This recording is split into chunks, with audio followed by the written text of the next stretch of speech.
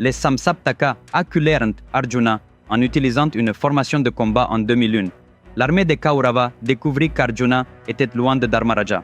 Duryodhana, avec un sourire moqueur sur le visage et débordant d'arrogance, s'approcha de Dronacharya et dit « Akarya, j'ai fait ce que tu m'as demandé, j'ai éloigné Arjuna de Dharmaraja. Il est maintenant temps pour toi de tenir la promesse que tu as faite. » Sans perdre un instant, Dronacharya se dirigea droit vers son char. Il y monta, prit la conque posée sur le siège, plaça un pied sur un point surélevé pour pouvoir se tenir droit, pressa la conque contre ses lèvres et souffla dedans de toutes ses forces. Soudain, les soldats Kauravas qui se battaient sur le champ de bataille de Kurukshetra cessèrent le combat. Dronacharya souffla une fois de plus dans la conque. Immédiatement, les soldats Kauravas se précipitèrent en arrière et convergèrent vers un même endroit. Les Pandavas étaient complètement déconcertés. Ils ne comprenaient pas ce qui se passait. Tout le monde restait là, stupéfait, comme si le temps s'était figé. Pendant ce temps, des batteurs et des trompettistes des forces Kauravas commencèrent à créer un vacarme retentissant de tambours de guerre et de corps.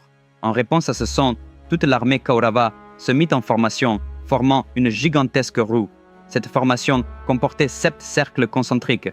Dans chaque cercle se trouvaient des cavaliers, des éléphants, des chars, des archers et des guerriers. Les Pandavas n'avaient aucune idée de ce qui se passait. Que se passe-t-il là-bas? Quelle est cette formation? Il nous semble impossible de la percer, s'inquiéta Dharmaraja. Immédiatement, debout à côté de Dharmaraja, Drishtadyumna répondit « Maharaja, il n'y a pas de formation plus puissante que celle-ci. C'est le summum de toutes. Elle est si puissante qu'elle pourrait anéantir tout le champ de bataille. C'est la Padma-vyuha. Si Dronacharya l'a formée aujourd'hui, notre bataille est déjà perdue d'avance. » Alors même que Drishtadyumna expliquait cela, la Padma-vyuha elle-même commença à tourner, comme la Terre tournant sur son axe tout en tournant autour du Soleil, et avança lentement vers l'armée des Pandavas. De la même manière que le Soleil brûle et détruit tout ce qui fait obstacle à son chemin, cette Padma-vyuha anéantit, non, elle tranche et met en pièces tout ennemi se trouvant sur son chemin. Cette formation se dirigeait droit vers l'endroit où se tenait Dharmaraja. En la voyant approcher, les soldats Pandavas jetèrent leurs épées et leurs armures dans un mouvement de panique et s'enfuirent en marmonnant. Si seulement nous pouvons survivre aujourd'hui, ce sera suffisant. Aucun d'entre eux n'avait le courage de se mettre sur le chemin de la Padma-vyuha, et encore moins de la combattre. Vaincu par la peur, Dharmaraja demanda à Drishtadyumna « Comment pouvons-nous briser cette formation ?» Drishtadyumna répondit « Maharaja, parmi tous ceux qui combattent actuellement dans l'armée des Pandavas, seul Arjuna sait comment briser le Padma-vyuha, mais les Samsaptakas l'ont piégé. Il lui faudra peut-être toute la journée pour les vaincre et revenir. Pendant ce temps, ce Padma-vyuha écrasera toute l'armée des Pandavas. Quand Arjuna arrivera, il ne verra que notre défaite, notre mort. » À ces mots, Dharmaraja sentit la peur de la défaite, et la peur pour sa propre vie monter en lui. Regardant droit devant lui, il vit l'imparable Padma-vyuha se précipiter en avant, sans pitié. Pas un seul soldat n'osa aller à sa rencontre. Les mains de Dharmaraja se mirent à trembler. Jetant un coup d'œil à tous ces guerriers rassemblés pour le protéger, Dharmaraja s'écria « Mes braves, sommes-nous vraiment destinés à perdre cette bataille aujourd'hui? Devons-nous abandonner nos vies? Allons-nous nous incliner devant ce maléfique Duryodhana dans une défaite totale? Hélas, mon frère Arjuna n'est même pas là en ce moment crucial. N'y a-t-il pas un seul guerrier parmi nous qui puisse briser cette Padma-vyuha? N'y a-t-il pas un seul héros ici qui puisse défendre l'armée des Pandavas? Cette Padma-vyuha avance vers nous comme pour nous déclarer « Aujourd'hui, c'est le jour de votre mort. N'y a-t-il vraiment personne parmi nous qui puisse la briser ?» Il prononça ces mots d'une voix tremblante, pleine de peur, d'angoisse et de désespoir, quand soudain une voix retentit derrière les guerriers. « Je suis là, cher oncle. » Une seule main se leva. « Mes amis, croiriez-vous que le simple fait de lire une histoire des plus intéressantes pourrait changer la vie d'une personne? Croiriez-vous que le simple fait de lire une telle histoire à vos enfants pourrait leur enseigner les valeurs dont ils ont besoin dans la vie? Croiriez-vous que, pour tout problème auquel vous êtes confronté ou pourriez être confronté à l'avenir, vous pourriez trouver une solution en lisant une seule histoire? Oui, c'est possible. Et ce, uniquement grâce à la plus grande épopée jamais racontée dans l'histoire de l'humanité, le Mahabharata. Ce récit est 100 fois plus grandiose que n'importe quel film à succès. C'est un défi.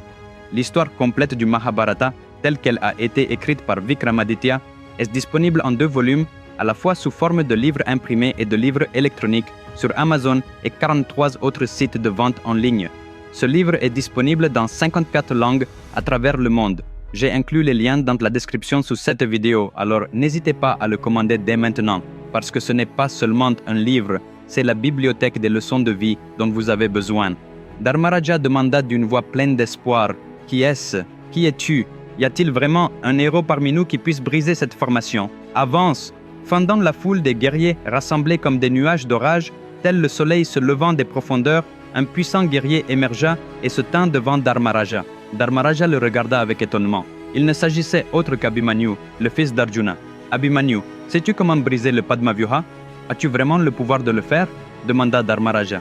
Abhimanyu répondit « Cher oncle, j'ai appris à briser le Padma-vyuha alors que j'étais encore dans le ventre de ma mère.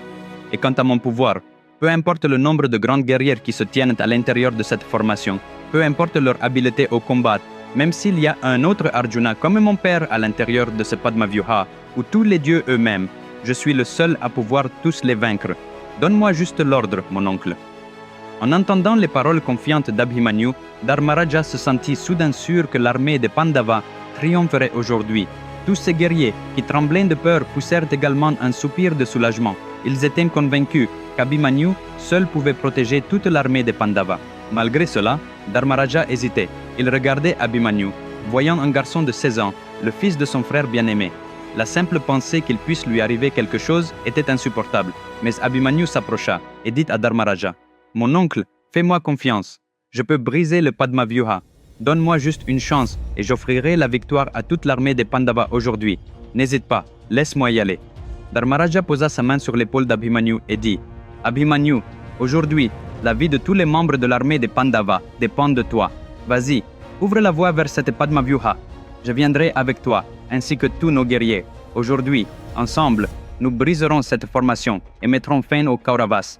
Montre-nous le chemin, Abhimanyu. » Ravi et plein de confiance, Abhimanyu sourit et s'écria, « Orige, attelle les chevaux, charge le char d'armes. Aujourd'hui, nous allons anéantir les Kauravas dans cette grande guerre de Kurukshetra. Prépare notre char pour la bataille. Voyons maintenant comment Abhimanyu va se battre. Mais d'abord, pourquoi dit-on que personne ne peut facilement briser le Padma-vyuha? Qu'est-ce qui le rend si puissant? Dans la formation Padma-vyuha, les soldats se tiennent debout en un vaste cercle composé de 7 anneaux concentriques. Chaque anneau représente un défi unique. En progressant de l'extérieur vers le centre, chaque anneau contient des combattants plus puissants que ceux de l'anneau précédent. Au cœur même de la formation se tiennent le roi, les proches du roi, le commandant en chef et les héros les plus puissants. De plus, chaque anneau est composé de 5 rangées de guerriers, des épéistes en première ligne, des archers qui tirent des flèches juste derrière eux, des cavaliers à cheval derrière les archers, des divisions d'éléphants derrière la cavalerie et enfin des soldats sur des chars à l'arrière. Bien que 5 rangées se tiennent dans chaque anneau, elles continuent à se déplacer dans des directions différentes, à des vitesses variables, ce qui rend impossible l'entrée de quiconque sans vaincre tous ceux qui bloquent le chemin. Si vous essayez de tuer des soldats dans la première rangée et de vous faufiler ensuite à l'intérieur, la rangée suivante se referme instantanément pour vous attaquer et l'espace que vous avez créé disparaît avant que vous n'y arriviez, car la formation continue de tourner. En plus de tout cela, il faut 40% de sa force totale juste pour se battre vers le centre et 60% de plus pour se dégager. Si un guerrier parvient à s'y faufiler, il sera déjà épuisé à ce moment-là et il lui sera donc pratiquement impossible de revenir vivant. C'est pourquoi le Padma-vyuha est souvent appelé un piège à sens unique. On peut y entrer, mais on ne peut pas en sortir facilement. Abhimanyu, cependant, s'est préparé à le briser. Mes amis, le contenu du prochain épisode sera d'un tout autre niveau, alors ne le manquez pas. Nous nous retrouverons samedi prochain à la même heure. Commandez mes livres sur le Mahabharata dès maintenant. Les liens se trouvent dans la description sous cette vidéo. De plus, si vous n'êtes pas encore abonné à ma chaîne, faites-le immédiatement. D'ici là, prenez soin de vous. Au revoir.